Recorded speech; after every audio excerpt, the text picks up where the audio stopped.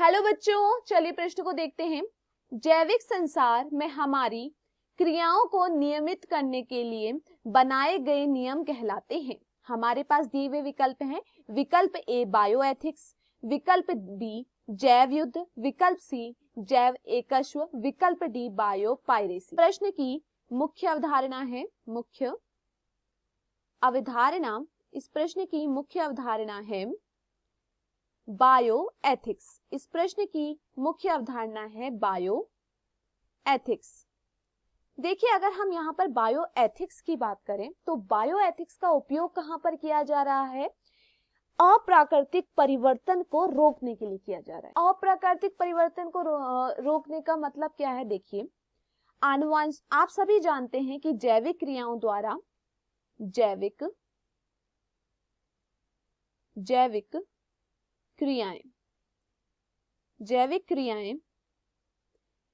क्रियाओं से संबंधित जितने भी क्या है आनुवांशिक प्रयोग हैं। जैविक क्रियाओं से संबंधित आनुवांशिकता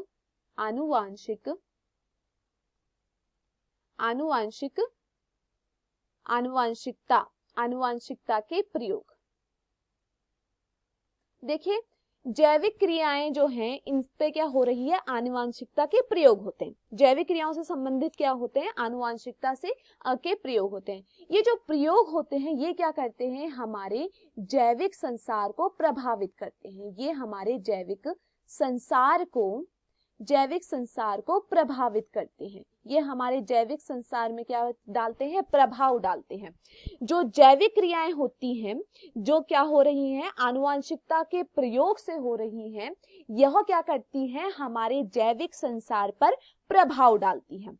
हमारे जैविक संसार पर ये प्रभाव डालती हैं, जिस कारण क्या हो सकता है? अप्राकृतिक परिवर्तन हमारे संसार में हो सकता है। इन जैविक क्रियाओं द्वारा क्या हो सकता है? इन जैविक क्रियाओं द्वारा हमारा जो जैविक संसार है इस पर क्या हो सकता है? प्रभाव पड़ सकता है। कैसा प्रभाव पड़ेगा? अप्राकृतिक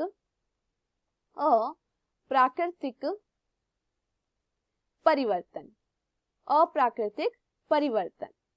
देखिए, जैविक क्रियाएं से जो संबंधित आनुवांशिक प्रयोग हैं ये हमारे संसार को प्रभावित कर रही हैं। कैसे कर रही हैं? कुछ अप्राकृतिक परिवर्तन करके यह हमारे संसार को प्रभावित कर सकती हैं। तो हमारा जो जैविक संसार है यह इसमें क्या हो? अप्राकृतिक परिवर्तन ना हो, इसलिए क्या आया था? बायो एथिक्स आया था। बायो एथिक्स क्या करता है?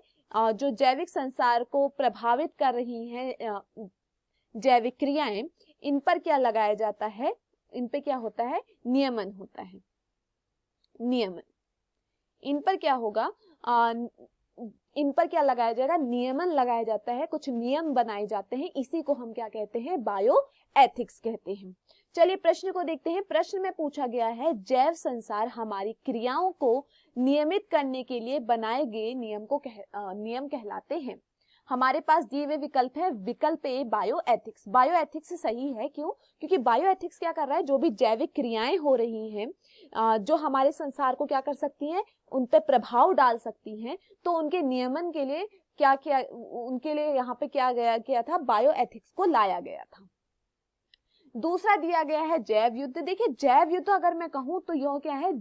जीवों का हथियार है, जीव हथियार है। जैव युद्ध क्या है? जीव हथियार है। यहाँ पर क्या होता है? कुछ खतरनाक जीवाणु या विषाणु को उत्पन्न किया जाता है और इसको क्या किया जाता है?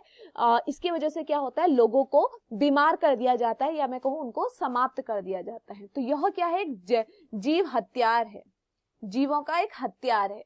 अब देखिए, दूसरा है जैव एकश्व। जैव एकश्व की अगर मैं बात करूं तो जैव एकश्व क्या है? किसी ने कोई खोज की या फिर जो पहले से निर्मित चीजें थी उन पर कोई परिवर्तन करके उसमें कोई उपयोग लाए, तो उस पर क्या होता है? उसका ही एकाधिकार हो जाता है। तो इसे हम क्या कहते हैं? जैव एकश्व कहते हैं। तो यहाँ पर यह भी गलत है। बायोपायरेसी। देखिए, बायोपायरेसी की अगर मैं बात करूं, बायोपायरेसी क्या है? तो देखिए, बायोपायरेसी क्या है? जब कुछ बहुराष्ट्रीय कंपनियां या संगठन क्या कर रही हैं? किसी राष्ट्र से बिना आज्ञा लिए जैव संसाधनों का दुरुपयोग करती हैं, तो उसे बायोपायरेसी कहते हैं। तो यह यहाँ पर भी गलत है। तो दिए हुए विकल्पों में जो हमारा सही विकल्प है वह है विकल्प ए। मैं आशा करती हूँ आपको यह समझ में आया होगा। धन्यवाद।